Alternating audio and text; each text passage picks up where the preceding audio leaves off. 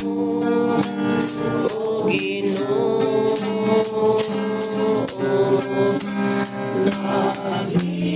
nagingon ta sa among pagtuo, o agaka kami sa pagtuman sa iyong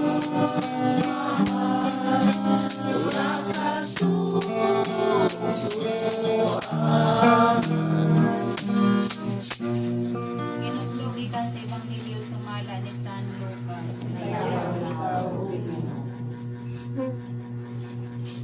Sa diha nga linibo ang mga tao nga nagkonsisto kaniya ug tungod niini nagtinumbanay na sila. Niingon si Jesus pag-ula sa iyang mga tinun-an. Pagbantay kamo sa igpapatubo sa pan sa mga Pariseo nga mao ang pagkaaron ninyo. Busa unsay gitabunan madayag, ug ang tanang tinaguan mabutyag. Busa bisan unsay inyong gisulti dito sa ngit-ngit madungog diha sa hayag. Ug bisan unsay inyong gihunghong dito sa tinakpan nga lawag, isinggit dito sa mga atok sa kabalayan. Sultihan ko kamo mga higala, ayaw kamo kahadlaw kanila nga makapatay sa lawas, apan wala nay laing mahimo. Tug-anan ko kamo, kinsang angay ninyong kahadlukan. Kahadluki ang Dios nga human patay, may gahom sa pagtambog ngadto sa impierno. Oo, kahadluki gayud ninyo siya. Dili ba ang 5 kagagmayng langgam ibaligya man lang o 2 kadako? Apan walay usa kanila nga hikalimtan sa Dios. Bisan gani ang tanang buhok sa inyong ulo iihap na.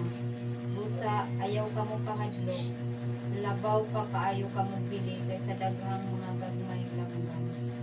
Ang Ebanghelyo sa Ginoo. Panalangin alang sa panimalay ug ban. yaray na sa Pilipinas.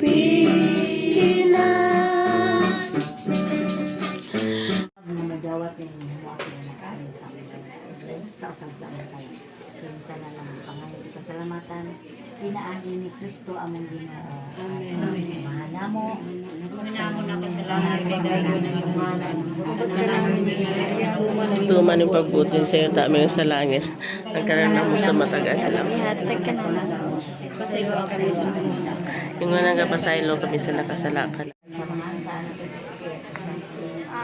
Amen. Happy birthday. Mong bendisyon, tutunga o Senyora, inihong mga anak, kaning walang awit, nagbago naghilang.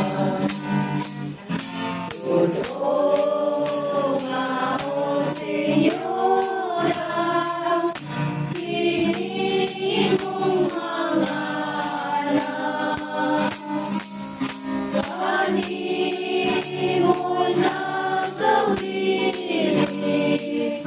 nagbago na sila.